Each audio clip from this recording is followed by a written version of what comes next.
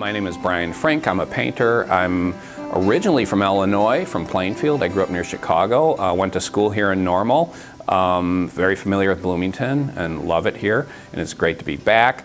I currently teach at Minnesota State University in Mankato, Minnesota. That's southern Minnesota, so it's warm there. And I'm chair of the art department. I teach painting, and I run that ship, I guess. Memory water, it's an interesting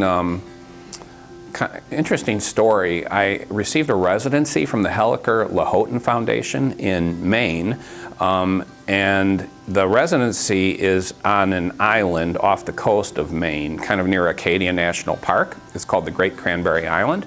And Helliker and Lahoughton were two artists that were fairly successful, and they established this residency before they both passed away.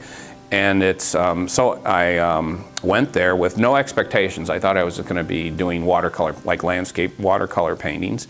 And I had this wonderful little studio right on like a bay area. It was very calm water. And so I sat in the studio every day for a month watching the water go up and down.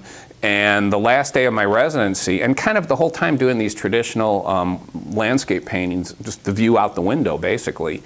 And the last day of the residency, with my last sheet of paper, I turned my back on the view out the window and started doing these horizontal lines, which were kind of an interpretation of the water without trying to represent it directly. And so that's why I call it memory of water, because I was just, remembering the water and not looking at it.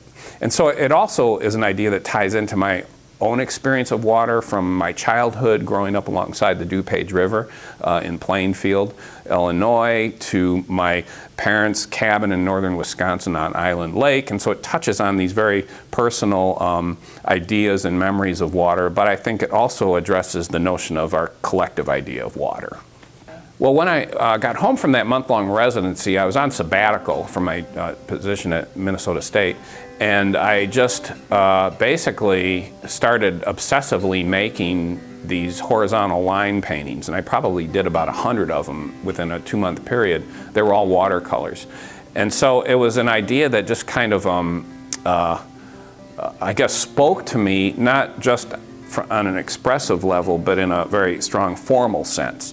So I was able to kind of see all these possibilities for larger scale paintings based on that experience. But I kind of had to go through this period of making just lots of smaller works. So I guess when I got home from the residency, that's what I started doing. I just sat down and started making all these line things.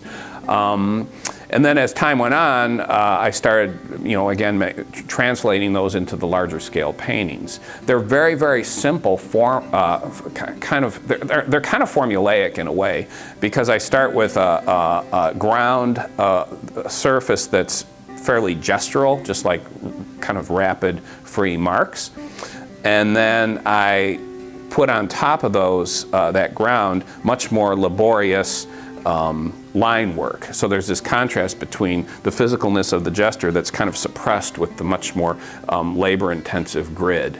And then I play around with colors and different combinations of form in that kind of framework.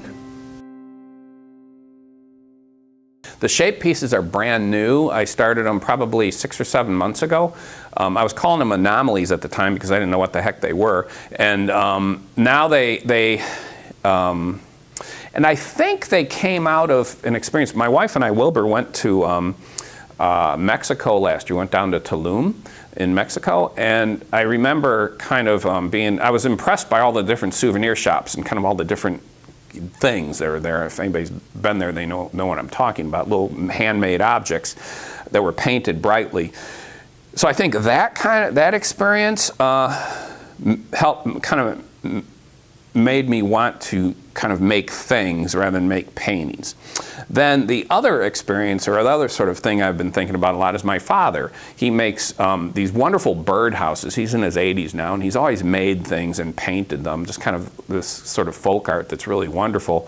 And so I think the combination of what he does and this trip to Mexico, and then my own history as a painter, when I graduated from Illinois State, I was making shaped plywood pieces. And so I think there was kind of a weird desire to return turned to those.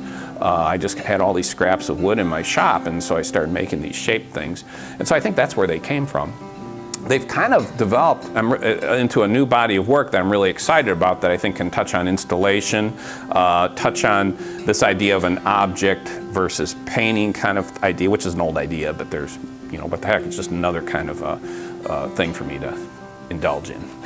So the other thing that I've been thinking a lot about with my shaped pieces is the early and these artists were real important influences on me in my early years, and they've continued to be, and that's the early American modernist painters like George O'Keeffe and Charles Birchfield and Arthur Dove.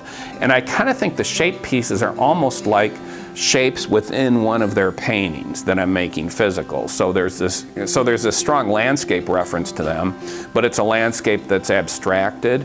So it's not, or it's like I'm trying to make, just like with the memory of water pieces, I'm trying to make sort of elements or forces within the land, visual patterns, or sort of visual, what would be the right term? Kind of just a visual connection, I guess. That's dumb. But to these, like they did, like those artists did. So. Because I think, exhibit a lot of range in my work, from almost photorealistic painting to much more abstract kind of color field painting. And I just think that I came to the conclusion a few years ago that now is a time that a painter can do that kind of thing, that can have that sort of, take those sort of liberties with their work and with their the direction of their work. There's no need to really focus or specialize in one area. There's the tools, there's the way of thinking, there's sort of an acceptance of a wide range of methods and processes. And so I just kind of liberated myself from the mandate of developing a specific style. So I see myself almost as a multiple genre painter. I do large scale pet portraits, I do more traditional landscape paintings, and then I do these larger memory water paintings that are much more abstracted. And I just think it's, again, there's no reason that I shouldn't do that. Well, it's been, I just did the calculation today. I went to school at Illinois State in Normal, as I mentioned, I think, and I graduated 37 years ago. So I think I have the math right on that, I don't know. But it means a lot to come back here. I haven't had a show in Illinois other than maybe a couple little, I don't even know if I've had a show since my undergraduate show in this state, the state I grew up in. So it means a lot to come back here and exhibit my work. It's kind of an interesting sort of a nostalgia trip. I had my very first, what I would call my professional artist studio, right down the street and around the corner from the Art Center. Back, I rented this space for I think $75 a month. For me, it was a huge step and kind of a declaration of my artistic independence. It's been fun reflecting on the great instruction I received from people like Harold Greger and Ken Holder and Rodney Carswell and Tony Wong and Lou Steinberg and Jim Butler. So it's been a really fun thing to do.